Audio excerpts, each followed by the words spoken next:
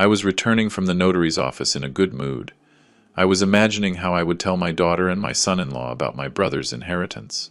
A villa by the sea and 2 apartments that would change our lives.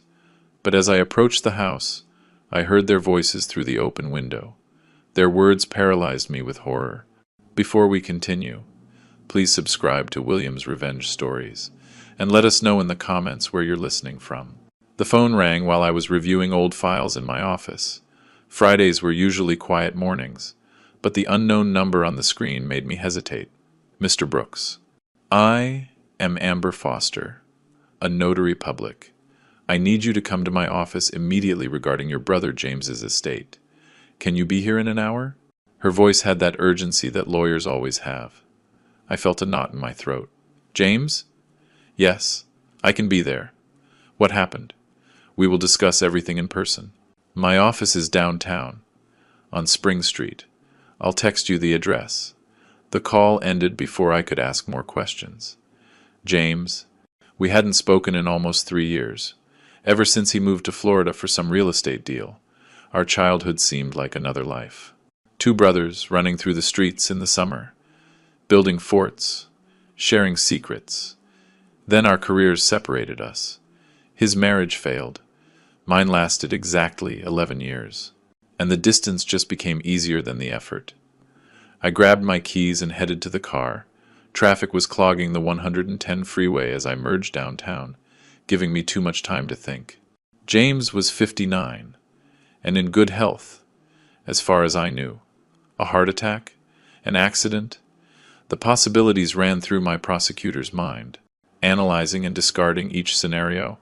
Amber Foster's office was a modest suite in an old building. She was younger than I expected, maybe 36, with sharp eyes and a firm handshake. The room smelled like copier toner and furniture polish. Mr. Brooks, thank you for coming so soon. Please, sit down. I sank into the leather chair opposite her desk. She opened a manila folder, and I saw my brother's name typed on the first page. Your brother passed away last week. It was a sudden heart attack. I am very sorry. Last week, while I was watching baseball and complaining about the water bill, James was dying alone in some Florida apartment. Guilt crushed my ribs. I didn't know. No one called me. He had very few contacts listed, but his will was very specific. Amber's fingers ran down the page. To my brother Thaddeus Brooks, I leave my entire estate, the property on Ocean View Drive, Malibu, valued at $3.1 million, and 2 condominiums in Santa Monica, with a combined value of $1.1 million. At first, I didn't understand the numbers. I took off my reading glasses and slowly cleaned them on my shirt, buying time while my brain processed the information. I don't understand. James and I have barely spoken these last few years. Are you sure there isn't a mistake? No mistake, Mr. Brooks. He was very specific. He added a note. For the brother who always did the right thing. I felt a lump in my throat. For the brother who always did the right thing, James remembered. Despite the silence and the distance, he remembered who I had tried to be. Amber slid some papers across the desk. I need your signature here and here. We will start the transfer process immediately. The tax implications will require a consultation with your accountant. But legally, the properties are yours. My hand trembled a little as I signed. I was 67 years old, retired for 2 years on a prosecutor's pension, and suddenly, I owned property worth over $4 million. The pen felt too light, the moment too surreal. When can I access the properties? Within 2 weeks, once the succession process is finalized. The Malibu house is furnished and managed by a property company. The Santa Monica apartments are currently rented, generating monthly income. The words sounded strange to me. I had spent decades putting criminals in jail, living modestly, doing the work because it was important. Money had never been the priority. But now, sitting in this impersonal office, with documents representing more wealth than I had earned in my entire career, I felt something dangerous growing inside me. Hope, I thanked Amber, shook her hand again, and walked back to my car in a daze. The afternoon sun warmed my face as I pulled onto the street. Megan would be thrilled. My daughter and her husband, Arnold, had been living with me for 8 months. Their finances were a mess, from what they vaguely described as bad investments. I had been supporting them, watching my retirement savings disappear, never complaining, because that's what parents do. But now, everything would change. I could help them properly. Maybe even give them one of the Santa Monica apartments. Family taking care of family. As it should be. I rehearsed the words as I drove. Keep it simple. Don't overdo it. James left me some assets. We're going to be okay. The familiar streets of Pasadena appeared, tree-lined and quiet. I turned onto my street and saw my house up ahead, with its faded blue shutters and neglected lawn. My modest, crumbling shelter was about to become a launch pad for something better. I stopped in front of the house and turned off the engine, already smiling. I parked on the street instead of pulling into the driveway. It was an instinct I couldn't explain.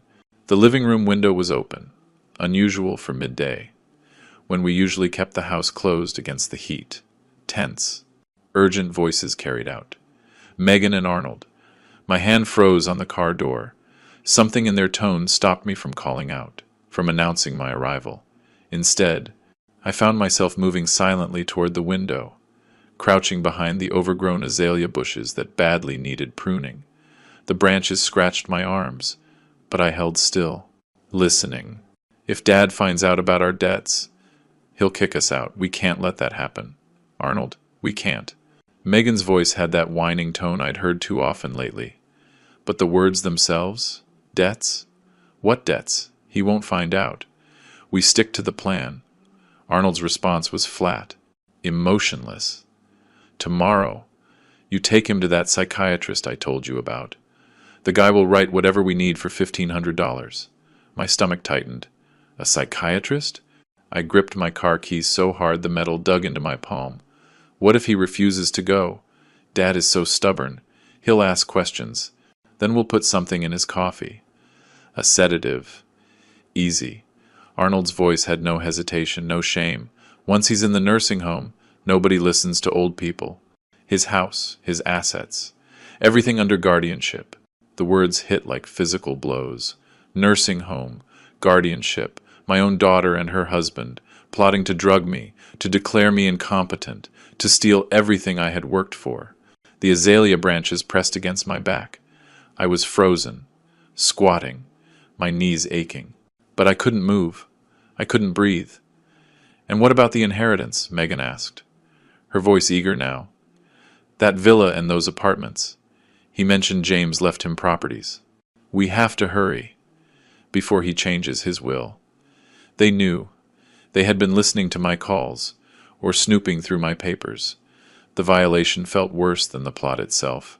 That's why we act tomorrow. Arnold's footsteps echoed in the room. Get him declared incompetent. Get the guardianship established. Get all his assets transferred.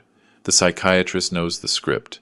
Depression, memory loss, inability to manage his finances. The judge will rubber stamp it in a week. What if someone questions it? His friends. What friends? The man is a hermit, a retired prosecutor who spends his days reading old files and watching game shows. No one is going to fight for him. The clinical assessment of my isolation hurt, because it was true. I had let my relationships fade. I had focused so hard on work for so long that retirement had left me adrift and alone. Except for Megan. I thought I at least had Megan. Her voice trembled. He's still my father. He's an obstacle.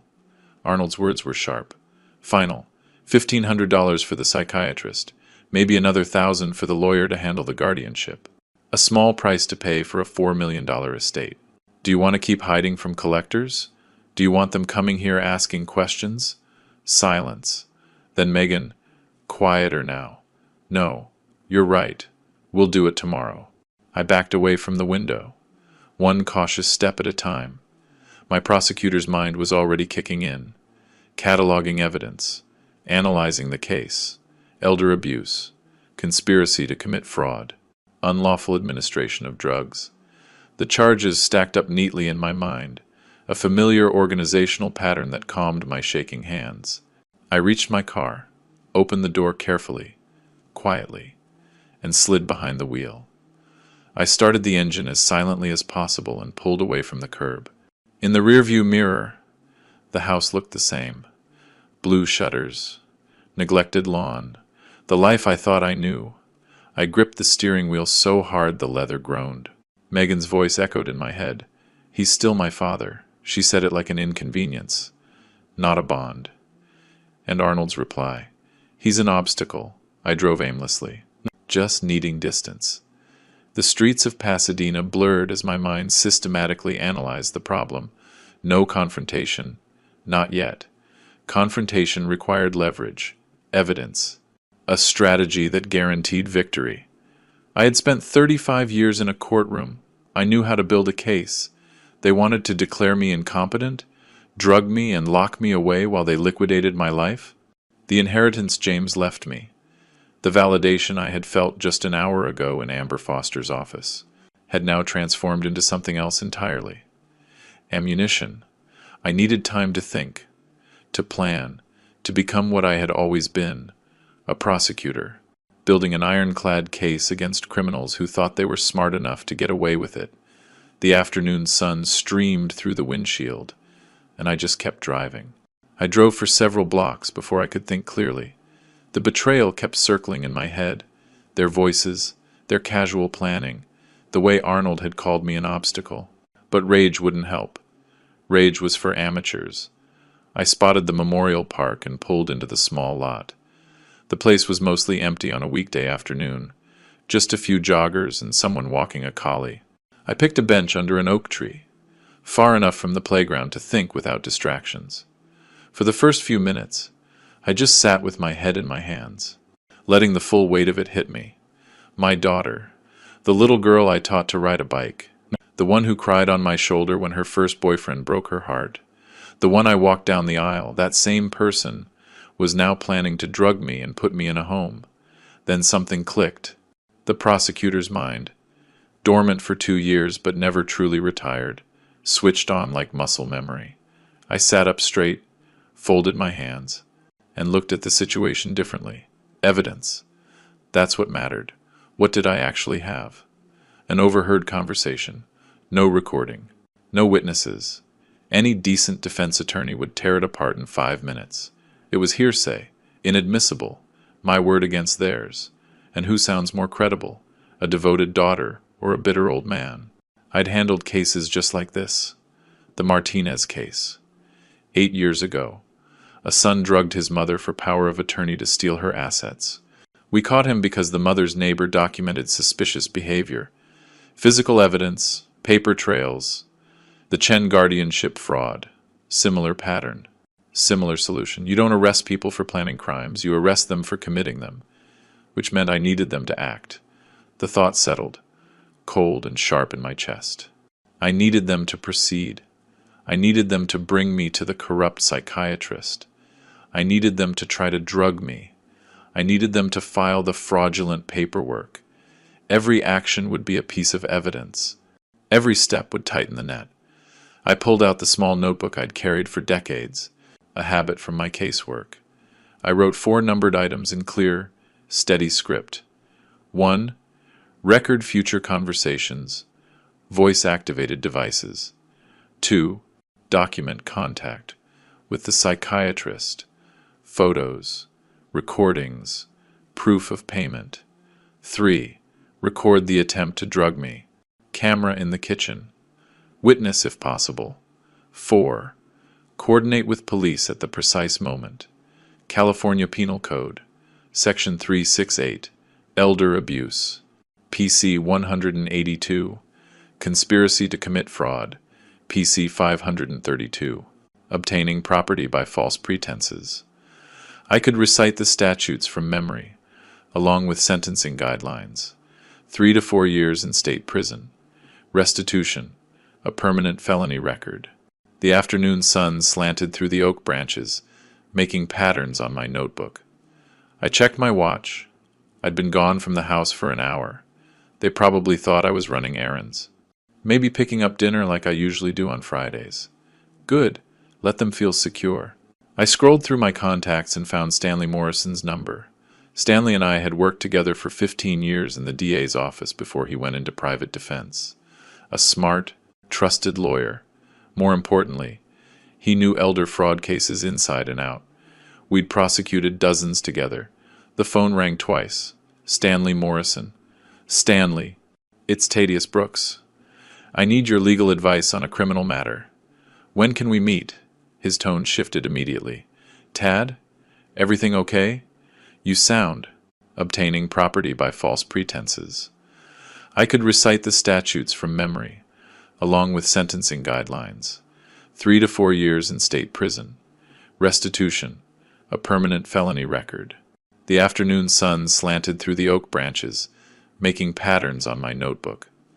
I checked my watch. I'd been gone from the house for an hour. They probably thought I was running errands. Maybe picking up dinner like I usually do on Fridays. Good. Let them feel secure. Similar solution. You don't arrest people for planning crimes. You arrest them for committing them, which meant I needed them to act. The thought settled, cold and sharp in my chest. I needed them to proceed. I needed them to bring me to the corrupt psychiatrist. I needed them to try to drug me. I needed them to file the fraudulent paperwork. Every action would be a piece of evidence. Every step would tighten the net. I pulled out the small notebook I'd carried for decades. I need recording devices and a contact in the Pasadena PD fraud division. I've got voice-activated recorders in my office. Small, undetectable. Stanley's voice was already professional. The same tone he used when we planned case strategies. And I know exactly who you need at PPD. Detective Daniela Chen. She worked with us on those Riverside guardianship cases. She's sharp, thorough. I'll call her. Good, I'm on my way. I walked back to my car, the notebook still in my hand. But obstacles don't just disappear. Sometimes they become walls you can't climb. Sometimes they become traps you don't see until it's too late. I pulled out of the lot and headed toward Colorado Boulevard, where Stanley's office was waiting. I arrived in 20 minutes. The building was simple but professional. Beige stucco with tinted windows reflecting the late afternoon light. His office was on the 3rd floor, through a lobby that smelled like air conditioning and carpet cleaner. Stanley met me at his office door. He looked just as I remembered. Medium build, dark hair graying at the temples. His shirt sleeves were rolled up, a sign he'd been working. But his expression held something new, worry, mixed with the sharp focus I recognized from trial prep. Sit, talk. He pointed to a leather chair in front of his desk and shut the door. Start at the beginning. I told him everything. The call about the inheritance, the drive home, the open window. The park seemed surreal. Kids laughing on the swings, couples walking hand in hand. Everyday life just continuing, while mine fractured. But fractures could be set. Bones could heal stronger. I got behind the wheel and started the engine. The drive to Stanley's office would be 20 minutes with light traffic, 20 minutes to prepare my explanation, organize the facts, and turn a family tragedy into a prosecutable case. They had called me an obstacle. Fine. Obtaining property by false pretenses. PC 368. Elder abuse with intent to defraud. We're talking 3 to 4 years state prison for each count. Could be consecutive if the DA decides to play hardball, which, given the circumstances, they absolutely will. I leaned forward, but I need evidence. Hard. Admissible evidence. Exactly. Stanley stood, went to a file cabinet, and opened a drawer. Voice-activated recorders. I use them in client meetings when I need backup documentation. The overheard conspiracy. Every word Arnold had said. Every weak objection Megan had offered. Stanley listened without interrupting, taking notes on a yellow legal pad. Another habit from our DA days. When I finished, he put his pen down and exhaled slowly. Your own daughter. That's... He stopped himself. Switch tracks. Okay. First, the legal framework. In California, what they are planning breaks multiple laws. PC 182, conspiracy to commit fraud. PC 532, They'll pick up everything within 15 feet. Crystal clear audio. Time-stamped files you can download to any computer. I turned one over in my palm. Surprisingly light. And the psychiatrist? You mentioned paying him $1,500 cash. That's bribery of a medical professional. Possible medical fraud. If you can get a picture of the exchange, record your conversation with him. That's irrefutable. Stanley pulled out his phone. I'm calling Detective Chen now. She needs to hear this from you. Understand the timeline. He dialed the number and put it on speaker. 3 rings, then a woman's voice. Crisp and professional. Chen, Fraud Division. Daniela. It's Stanley Morrison. I have Thaddeus Brooks in my office. Yes, former ADA Brooks. He's the victim of an active elder fraud conspiracy. We need your help. I'm looping you in, Mr. Brooks. Her tone shifted. Respectful. I remember your work. What's the situation? I laid out the conspiracy again. More concisely this time. Chen asked sharp questions. Timeline. Specific threats. Available evidence. Resources of the perpetrators. A good detective. Thorough. No wasted time. Here's how we'll proceed, she said finally. You will gather recordings of their conversations discussing the plan. You will document any contact with medical professionals. If they attempt to drug you, that is aggravated assault. You will call 911 immediately. I will have a patrol unit on alert in your area starting tomorrow morning. As soon as we have conclusive evidence, we move. And the psychiatrist? I asked.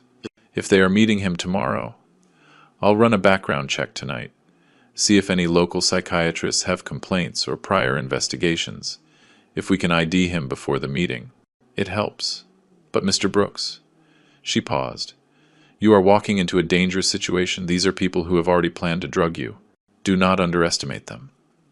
I spent 35 years prosecuting criminals, I said quietly. I won't underestimate them. But they have already underestimated me. We ended the call. Stanley walked to the small office fridge, pulled out 2 water bottles, and handed one to me. The gesture felt absurdly normal, like we were colleagues chatting, not preparing to take down my family. You have to act completely natural when you go back home, he said. They cannot suspect you know anything. Can you do that? I thought about the thousands of witnesses I had prepped, the defendants I had watched lie under oath, the performances I had evaluated in every courtroom. I can do it. Good. He gave me a business card. My cell is on there. If anything feels wrong, if the situation escalates, you call immediately. I don't care if it's midnight. I put the recorders in my pocket, tucked the card in my wallet, and shook Stanley's hand. A firm grip. The kind that meant partnership, not just professional courtesy. The elevator ride down felt endless through the lobby windows. I saw night falling over Pasadena, the streetlights just beginning to glow. Somewhere in this city, my daughter and her husband were probably making dinner in my kitchen, finalizing their plan, counting my money before they had even stolen it. I got to my car and sat behind the wheel without starting the engine. The recorders pressed against my chest, small and hard, tools of truth, instruments of justice. Tomorrow, I would walk back into my home and pretend nothing had changed. I would smile at Megan. I would tolerate Arnold. I would have coffee and breakfast, while they watched me for signs of weakness. They wanted a confused old man? I would give them an Oscar-worthy performance. Then I would watch them destroy themselves, one recorded word at a time. I started the engine and headed home. I arrived just at dusk, as the sky turned from orange to purple. The drive was about 20 minutes, long enough to arrange my face into something approaching normal before getting out of the car. I checked the rearview mirror, practicing the smile of a man with good news to share. The recorder was taped to my chest, a hidden truth under a layer of false calm. The front door opened before I could get my keys. Megan stood there, her face instantly morphing into one of concerned daughter. Dad, you've been gone so long, we were getting worried. You didn't answer your phone. Her voice was a pitch higher than usual, a sign of stress. Where were you? Are you okay? You look tired. I let her hug me. feeling the tension in her shoulders, the way her arms barely squeezed before letting go. Arnold appeared behind her, rising from the sofa with a look of feigned concern. I just went for a long drive after seeing Stanley. Needed to clear my head, thinking about James, funeral arrangements, all of it. I walked past them into the living room. Casual. Sorry I didn't call. I didn't mean to worry you. Stanley Morrison. That's the lawyer, right? Arnold's question was too quick. What kind of cases were you talking about? Anything we should know? They were testing me, probing for suspicion, ancient history, mostly. Cases we worked on together, people we knew from the DA's office, just old men reminiscing. I smiled, letting the smile reach my eyes. Years of witness prep had taught me how to build a believable lie. He's doing well, asked about you two. Megan relaxed, visibly. Arnold's shoulders dropped an inch. They believed me. I made chicken, Megan said. We ate earlier, around 6, but there's plenty left. You must be starving. The dining table was set for 3. They had been waiting for me, probably worried I'd discovered something. Gone to the police. I sat in my usual chair, accepted the plate Megan brought, and waited until we were all eating. Then I dropped the bait. I actually have some incredible news. James left me his entire estate, a villa in Malibu and 2 apartments in Santa Monica. I paused, watching them. The notary estimates it's worth close to $5 million. Can you believe it? $5 million. The real value was $4.2 million. But inflation served a purpose. It would make them reckless, make them urgent. Arnold's fork stopped halfway to his mouth. Megan inhaled, audibly. Under the table, their hands met. I saw the movement, the silent communication passing between them. Dad, that's incredible. Megan's voice shook. $5 million, James was. So good to you. To us, I corrected gently. You're my daughter. This changes everything, for all of us. I let hope color my tone, played the part of the generous father. Maybe you two can finally get back on your feet. Maybe one of those Santa Monica condos can be yours. Arnold's pupils dilated. Greed, naked and unmistakable. That's so generous. Thaddeus, so generous. We appreciate everything you've done for us these past few months. Past tense, as if I were already gone. After dinner, Megan cleared the plates while Arnold and I moved to the living room. I settled into my recliner. I picked up yesterday's newspaper as a prop. A natural movement took me past the bookshelf, where I'd left the first recorder in my pocket. My hand brushed the spine of a law dictionary. Fingers found the small device behind it. One press, silent activation, 2 seconds, that felt like nothing. I opened the paper, pretending to read. Arnold moved to the window. He pulled out his phone. He dialed. His voice was low, but the recorder would pick up everything within 15 feet. Dr. Martinez. Arnold Watson. Yes. Tomorrow. 10 a.m. is confirmed. My father-in-law. You'll be evaluating him for competency issues. Provide us with the documentation we need. $1,500 cash, as we agreed. Don't worry, he won't suspect a thing. Trusting old man. Every word recorded. Hard evidence. Conspiracy to commit fraud. Bribery of a medical professional. Elder abuse. The charges stacked up neatly. Trial ready. Arnold put his phone back in his pocket. Walked back to the couch. Everything okay with your friend? I asked. My eyes stayed on the newspaper. Just a business matter. Nothing important. He smiled. Tomorrow is going to be a good day.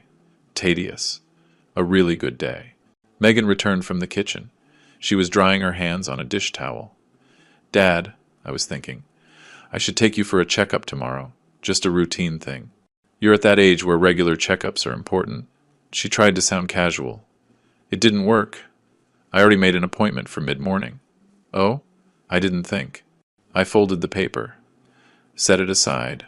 What time? 10 o'clock. Not too early. You can sleep in a bit.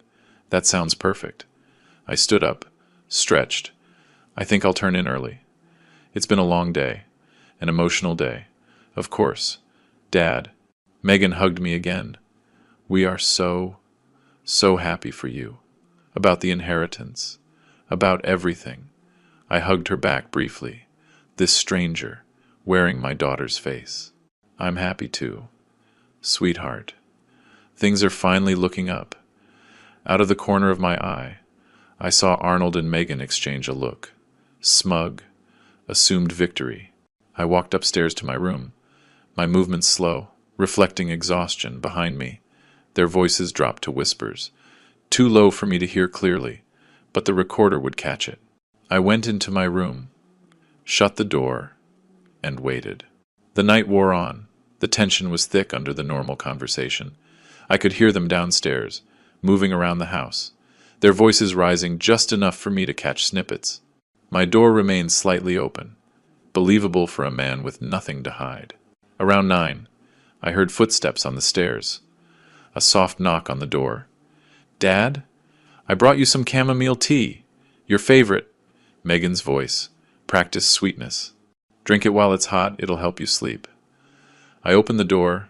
I took the mug from her hands. Steam rose from the surface, and just beneath it, a slight cloudiness that wasn't pure chamomile. You are so thoughtful. I smiled at her. This woman, who called me Dad. Thank you, sweetheart. Sleep well. She squeezed my arm, turned away. I closed the door. I locked it, silently. I set the mug on my nightstand, while I pulled the empty water bottle from my closet. I'd bought it yesterday, kept it clean just for this. I poured half the tea into the bottle, sealed it tight, physical evidence, chain of custody, preserved. The rest of the tea went down the bathroom sink, silently. I then refilled the mug halfway with tap water, swirled it to match the original level. The chamomile residue stained it, making it look untouched. Now, it was time for my performance. I opened the door again. I walked downstairs, holding the empty mug. Megan was sitting on the sofa. Arnold was beside her. Both of them, watching TV with a fake calm. It was perfect. I set the mug on the coffee table. I'm already feeling sleepy. I let myself sway. Just a little. I grabbed the back of the recliner. Ugh, I'm really tired. Here, Dad, let me help you. Megan jumped up, taking my arm. Her expression was a mix of concern and calculation. Come on, I'll get you to bed. I leaned on her, playing up the sedation. I slurred my words. Just slightly. That's weird. Suddenly, so tired. Must have been the emotional day. The news about the inheritance. Everything. She guided me toward the stairs. Arnold appeared on my other side. Together, they helped me up. Their hands gripped my arms. Firmly. Escorts. Or captors? The line had blurred. In my room, I let myself fall onto the bed, fully clothed. I closed my eyes, breathed deeply, slowly, faking the first signs of a drug-induced stupor. Is he asleep? Arnold's whisper. Clear.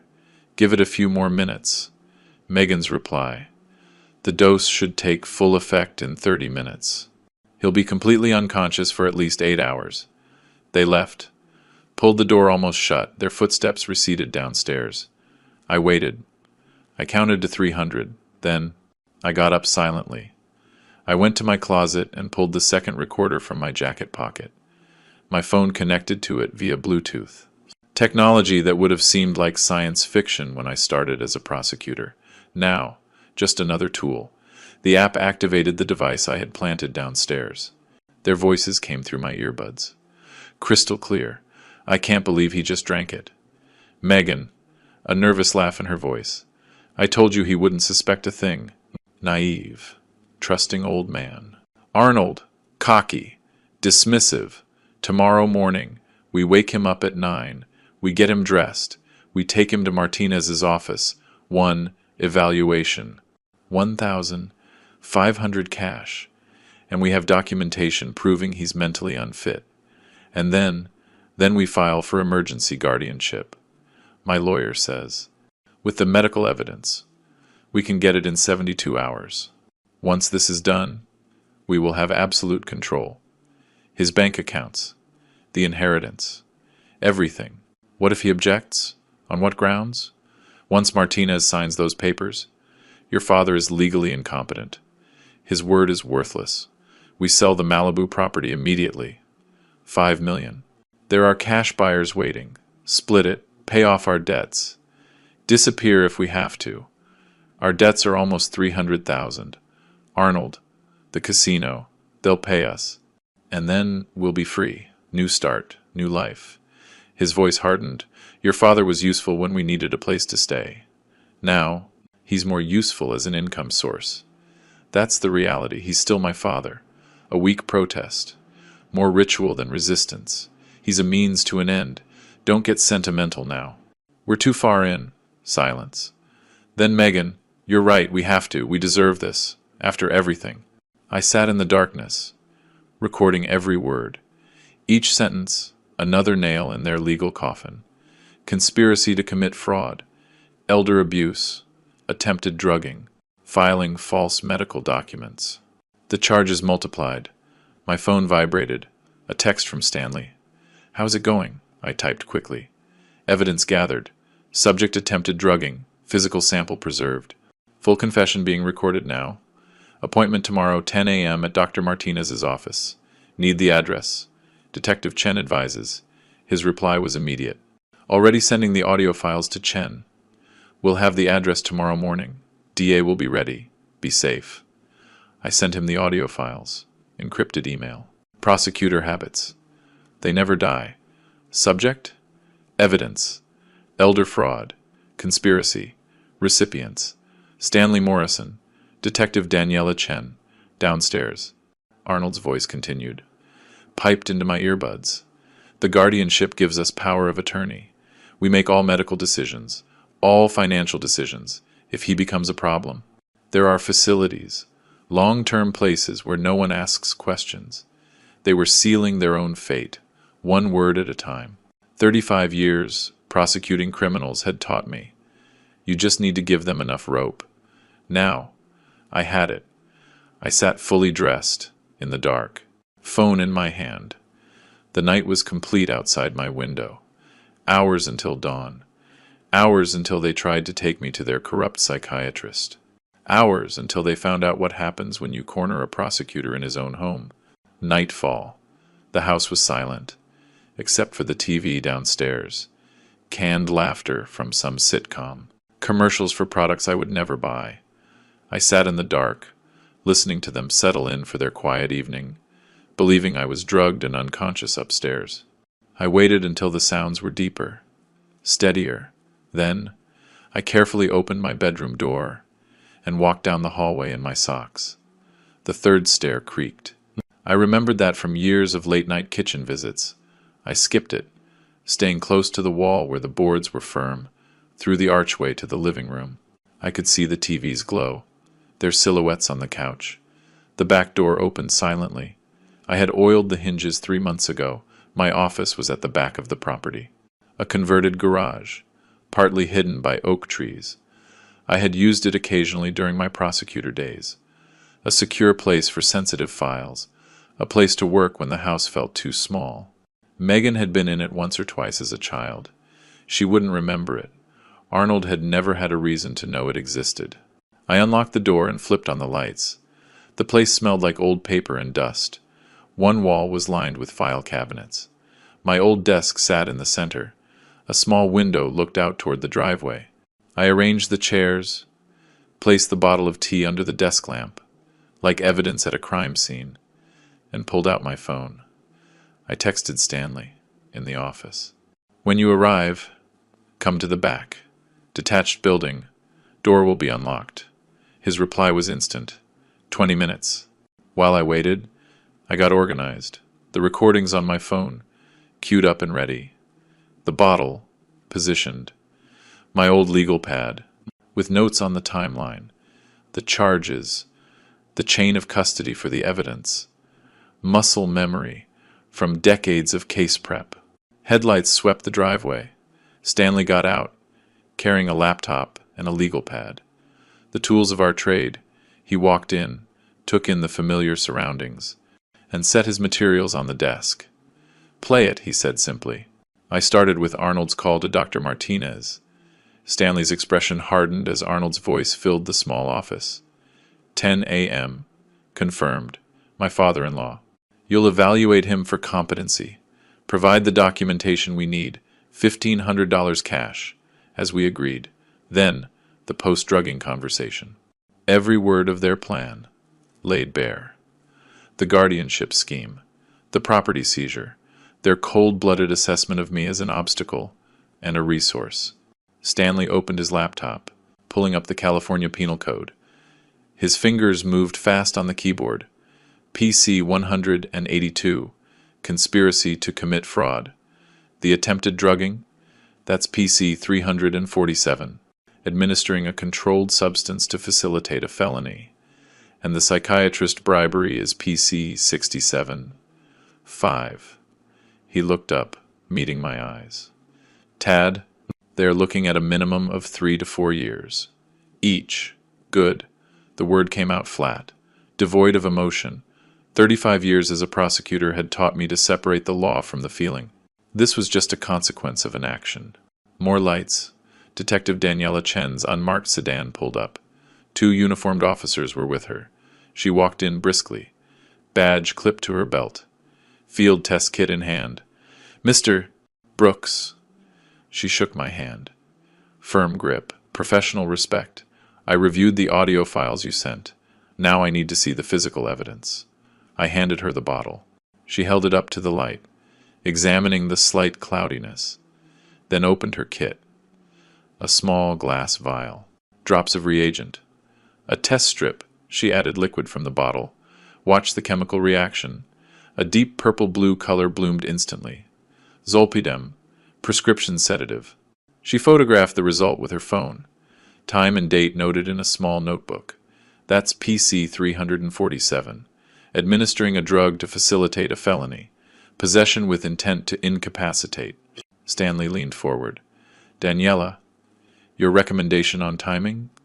Chen put the bottle down and crossed her arms. Her expression was pure business.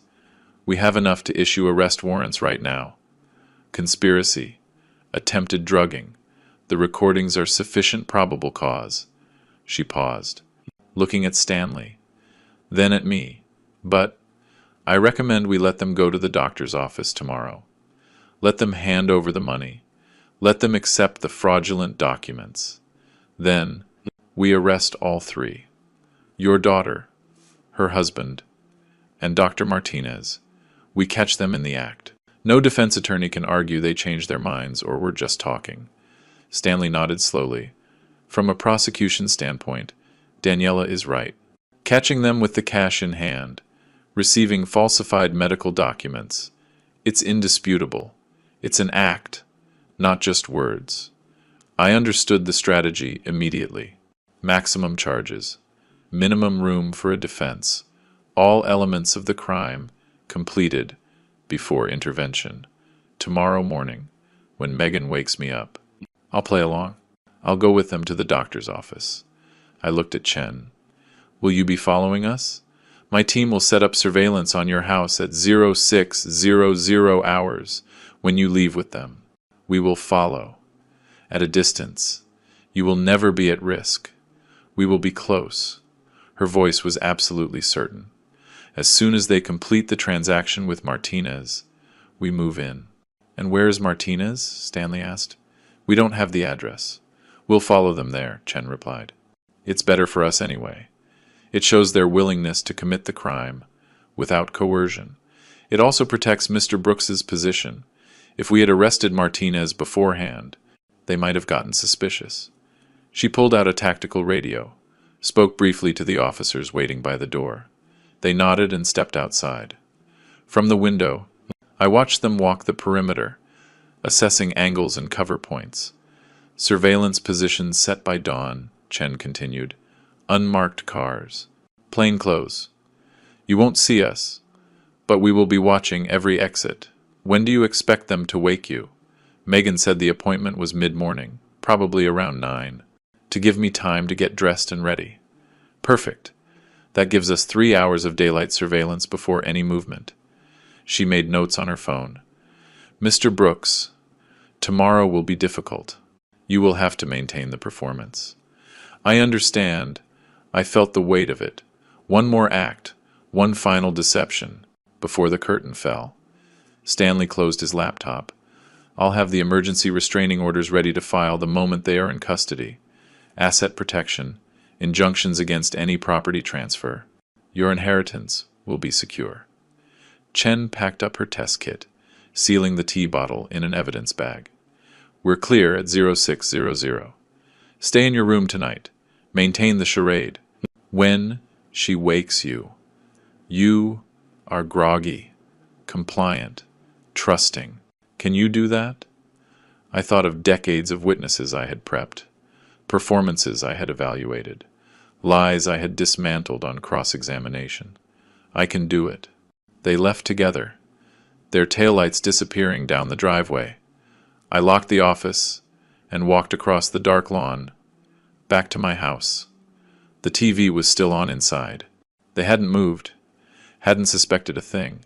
I slipped back in the rear door, went up the stairs, avoiding the third-step creak. In my room, I sat on the edge of the bed and checked my phone. It was approaching midnight. Hours until dawn. Hours until Megan would knock on my door, with fake concern and real malice. Everything was set. Now, I just had to wait. The planning session went on past midnight. Chen laid out the tactical positions. 2 unmarked patrol cars on adjacent streets. 1 foot patrol officer near the property line. Radio protocols for silent communication. Stanley went over the legal documents he had prepared. I started with Arnold's call to Dr. Martinez. Stanley's expression hardened as Arnold's voice filled the small office. 10 a.m. Confirmed. My father-in-law. You'll evaluate him for competency. Provide the documentation we need. $1,500 cash, as we agreed. Then, the post-drugging conversation. Every word of their plan laid bare. The guardianship scheme, the property seizure, their cold-blooded assessment of me as an obstacle and a resource. Stanley opened his laptop. We'll process them separately. Standard interrogation technique. Let them wonder what the other one is saying. The recordings give us the leverage. Most suspects fold when they hear their own voice. I listened. I asked technical questions. I took notes. But underneath the professional conversation, something else was churning. These were preparations for my daughter's arrest, for watching her be handcuffed, read her rights, taken away in a patrol car. The thought should have shattered me. Maybe it would have, before I heard her voice, talking about nursing homes and asset seizures, as if I were already dead. We're set, Chen said finally, standing up. 0600. My team is in position. You maintain your character until we give the signal. Once they are in custody, you're clear. I shook both their hands. Stanley's handshake lingered. His eyes searched mine, looking for signs of a break. He wouldn't find one. Not yet. They left through the back office door. Engines started, quietly in the night. I watched their lights fade, then walked across the lawn one last time. The grass was wet with late-night dew, soaking my socks. A small detail, an everyday sensation. I registered it, anyway. This ordinary moment in an extraordinary night. Inside, the TV was off. The house was dark, silent. They had gone to bed, satisfied with their progress, dreaming of Malibu villas and Santa Monica condos they would never touch. I went upstairs, back to my room, and locked the door. Then, I sat on the edge of the bed, and I let myself feel it. Megan, my daughter, the little girl who scraped her knee learning to ride her bike, who brought me terrible drawings that I hung on the fridge, who cried in my arms when her mother left. Somewhere between that little girl and this woman, something had broken. Or maybe it was never whole. I pulled up a photo on my phone. Megan at 8 years old, gap-toothed smile, my arm around her shoulders at a park. We looked happy. Maybe we were, in that one. Frozen instant. Maybe it was always a performance. Even then, the grief came, sharp and sudden. I let it land. I let it cut. Then, deliberately, I pushed it away. Tomorrow required focus. Tomorrow required the prosecutor, not the father. The law didn't care about broken hearts.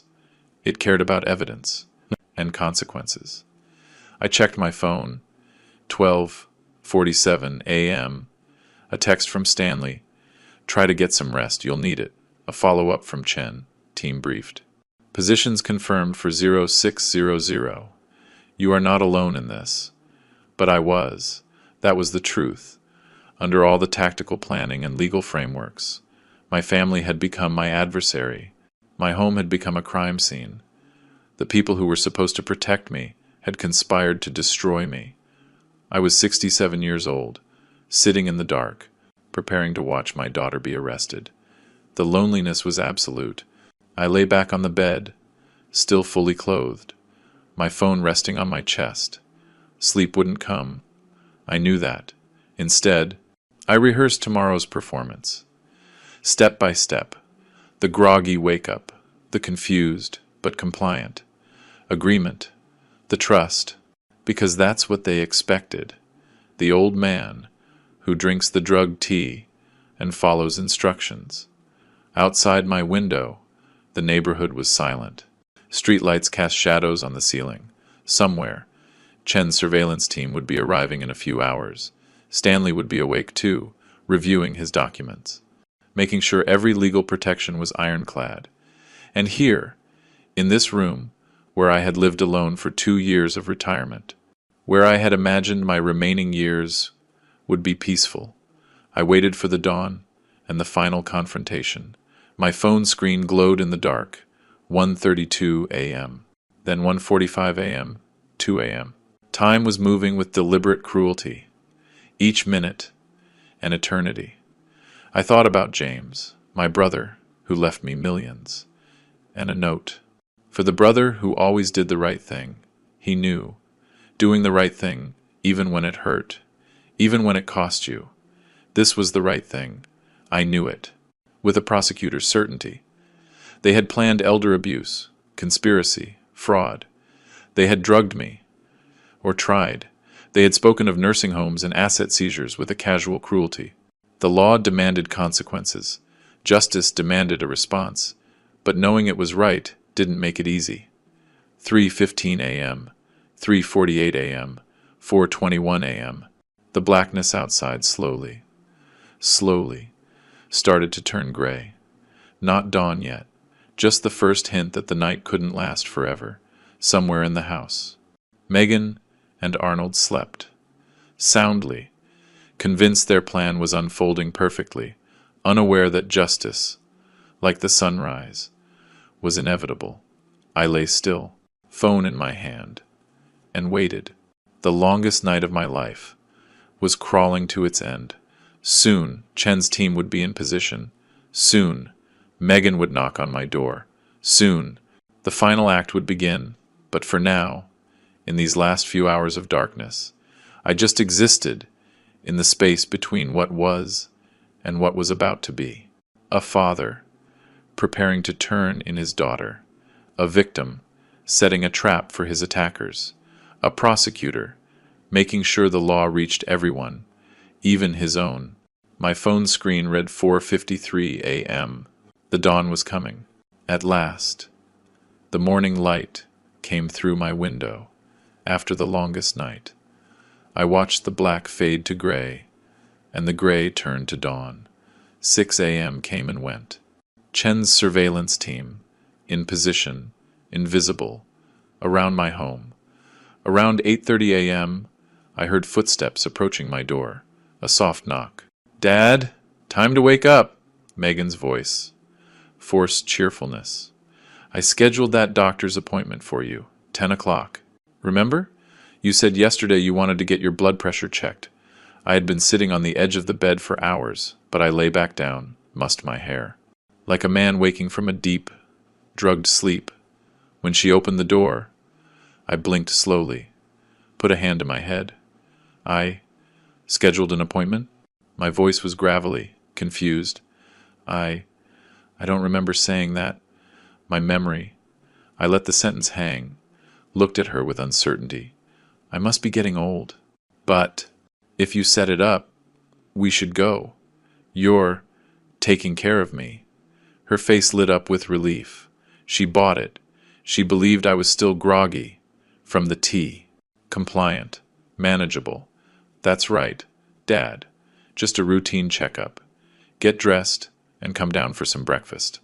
I moved slowly, getting ready. Fumbled with the buttons. Took twice as long as necessary. Every motion calculated to reinforce their confidence.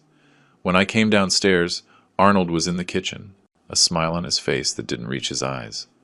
Morning, Thaddeus. Coffee's ready. I made toast. He pulled out a chair for me with exaggerated care. That inheritance. 5 million. We should celebrate properly. After the doctor gives you a clean bill of health, let's go somewhere nice. My treat. We're family. After all, the irony was so thick, it was suffocating. Family. That word used to mean something. That sounds nice, I said, accepting the coffee cup with a slightly trembling hand. Another calculated move. Very nice. We ate quickly, all of us performing. Megan, touching my arm with fake tenderness. Arnold, talking about restaurants and celebration plans. I played along, grateful, trusting, a little confused. The prosecutor inside me catalogued every detail. The father inside me died a little more with every lie. We left the house just before 10. Arnold insisted I sit in the back.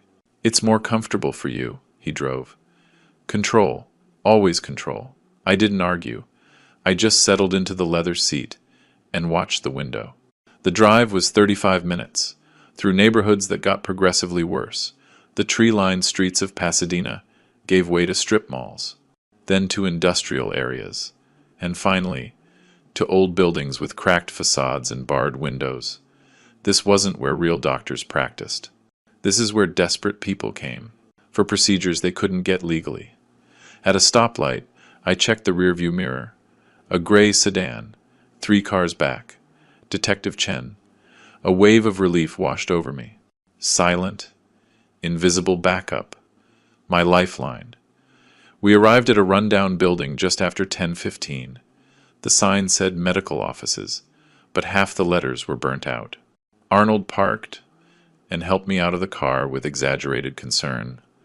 We went up a narrow flight of stairs to the second floor, through a door that said Martinez Medical. The waiting room had old magazines and worn-out furniture. No receptionist, no other patients. Martinez appeared almost immediately. A nervous-looking man in his 50s, wearing a doctor's coat over street clothes. His eyes darted to Arnold, then to me, then away. Mr. Brooks, please, come in. His voice trembled slightly. I am Dr. Martinez. Your daughter tells me you've been having some memory issues. Let's do a quick evaluation. Nothing to worry about. I walked slowly into his office. Let Megan guide me to a chair. Martinez pulled out a file and started asking basic questions. The date, the location, simple math problems. I answered slowly, with hesitation, looking to Megan for confirmation sometimes. She squeezed my shoulder, playing the part of the devoted daughter, while I played the part of the confused old man. 15 minutes. That's all his thorough evaluation took. Then he put the clipboard down and turned to Megan and Arnold. His expression was one of practiced concern. Mrs. Watson, Mr. Watson, I need to talk to you about your father's condition. He avoided looking at me directly. He is showing clear signs of cognitive decline, memory lapses, confusion, difficulty with complex reasoning. In my professional opinion, he requires supervised care. I recommend you seek legal guardianship immediately. Arnold leaned forward, eagerly. We appreciate your thoroughness. Doctor, we were so worried about him living alone, managing his finances, with his recent inheritance. A considerable estate. We have to make sure he's taken care of. He reached into his jacket pocket You'll provide us with the documentation we need? Martinez nodded, pulling pre-printed forms from his desk drawer. The capacity evaluation, the recommendation for guardianship, the medical justification, everything you'll need for the court. Arnold's smile widened. He pulled a white envelope from his jacket. I knew it held $1,500 in cash. The payment for the fraud, the payment for selling his medical ethics, the payment for helping to destroy an old man's autonomy. As we discussed, Arnold said, holding it out. Martinez reached for it, his fingers inches away from the exchange. This was it. The crime. Completed. All elements. Present. Conspiracy. Fraud. Bribery. Elder abuse. All recorded. All documented. All ready for prosecution. I touched my own jacket pocket, feeling the weight of my phone. Chen was outside. Stanley would be nearby. Justice was seconds away. Arnold's fingers let go of the envelope. Martinez's hand closed around it. The transaction was complete. The door burst open. Police. Don't move. Detective Chen came in first. Badge raised. 2 uniformed officers behind her. Martinez dropped the envelope like it was on fire. Cash scattered on the floor. Visible. Quantifiable. Irrefutable proof. Hands where I can see them. Chen's voice had absolute authority. Hands up! All of you! Arnold shot to his feet, his face white. What is this? We're at a doctor's appointment. You are under arrest. Chen moved toward him. Cuffs out. Arnold Watson, you are being charged with conspiracy to commit elder fraud, attempted administration of a controlled substance, and bribery of a medical professional. Turn around. This is insane. Arnold's voice was high-pitched. We didn't do anything. Tell them. Martinez.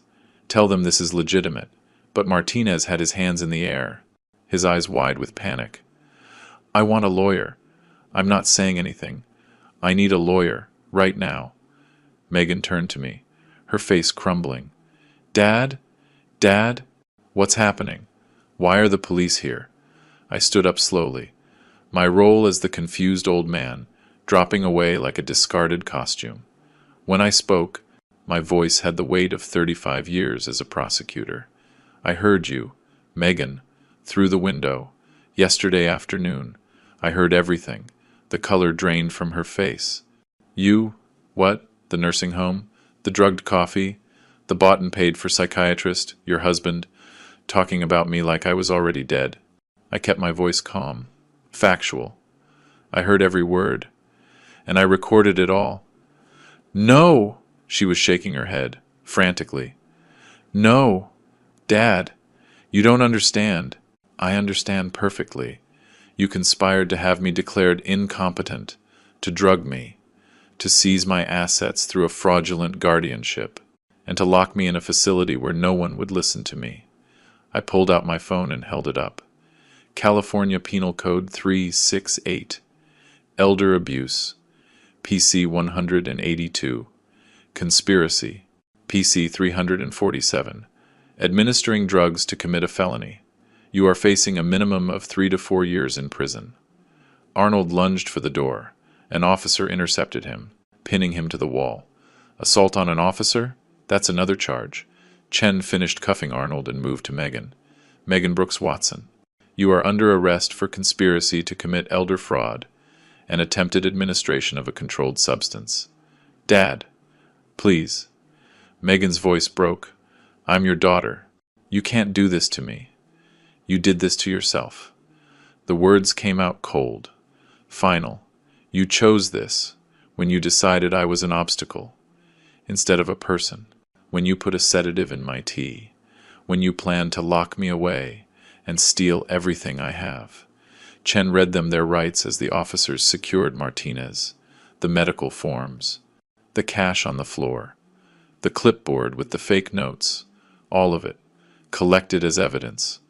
Through the office window, I saw more patrol cars, crime scene techs arriving. Stanley appeared in the doorway. He had legal folders under his arm. Our eyes met, a shared moment of professional satisfaction. Cases like this. Hard evidence, Clear charges. Perpetrators. Caught red-handed. These were the cases that restored your faith in the system. Assets are frozen, Stanley told me, his voice low. Emergency protective orders are filed. Your will has been amended. Megan has been removed as a beneficiary. Everything is secure. They led Megan and Arnold out, in separate patrol cars. Through the window, I watched my daughter, in handcuffs, crying, as she was read her rights, in a parking lot, in the worst part of Los Angeles. She looked up at me one last time, searching my face, maybe hoping I would save her. I looked away. Detective Chen drove me to the station to give my official statement. 3 hours of testimony, documenting everything. The overheard conversation, the recordings, the drug tea, the fraudulent medical appointment. The court reporter's fingers flew, capturing every word, the factual chain of custody preserved. They'll be arraigned on Monday morning, Chen told me when we were finished. Bail will be high, given the charges. Your restraining order prohibits any contact. They can't call you. They can't come near you. They can't ask you for help. Good. The word felt small, but true. Stanley walked me to my car in the station lot. You did the right thing, Tad. You know that, right? I know. I gripped my keys, looking at the setting sun. That doesn't make it feel good. It's not supposed to feel good. It's just supposed to be right.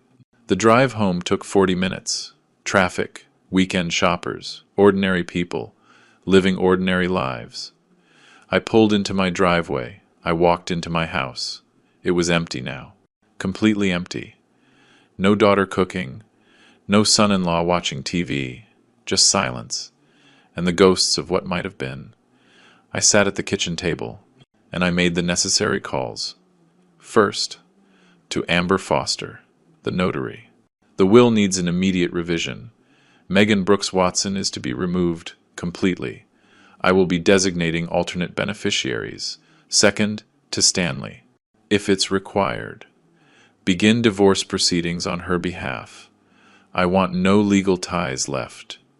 Third, to my bank, freeze all accounts, pending the investigation. Practical steps. Moving forward. The things you do when your family becomes your enemy, and justice becomes a necessity. Night settled over Pasadena, in the quiet of my house. I poured a glass of water, just water, nothing hidden in it, nothing dangerous, and I stood by the kitchen window, somewhere in the city. Megan was sitting in a holding cell, Arnold, beside her, or separate, both of them, facing reality. Martinez, waiting for his arraignment. All of them, learning that consequences are real, that theft has a price, that betraying trust carries a heavy sentence. I had won, the law had worked, the evidence had held. Justice was served. But the victory tasted like ash. I picked up the phone one last time. I called Amber Foster. I want to begin processing the inheritance immediately. And I need recommendations for estate planning. This time, for real beneficiaries. People who won't try to kill me for it. Her voice was compassionate. I'll have everything ready for Tuesday. Mr. Brooks, I am very sorry about your daughter. Me too. I hung up. The house remained silent. Tomorrow would bring paperwork, legal proceedings, the machinery of justice, grinding on. Megan would be tried. Arnold would be tried. Martinez would lose his license and his freedom. The system would work as designed, and I would be here, in this empty house, with my inheritance and my vindication and the permanent absence of family. 67 years old, alone, victorious, yes, but empty. I put the phone down and just stared into the empty space, taking it all in. The betrayal, the trap, the arrests, the look on Megan's face when she realized I had known all along.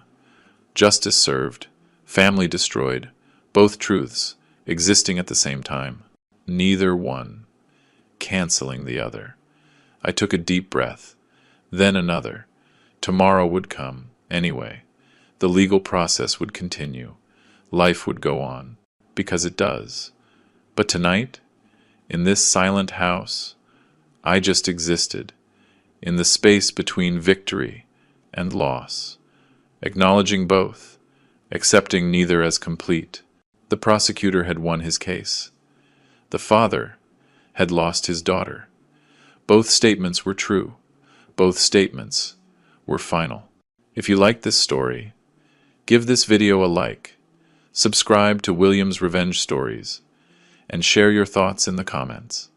To listen to the next story, click on the box on the left. Thanks for watching.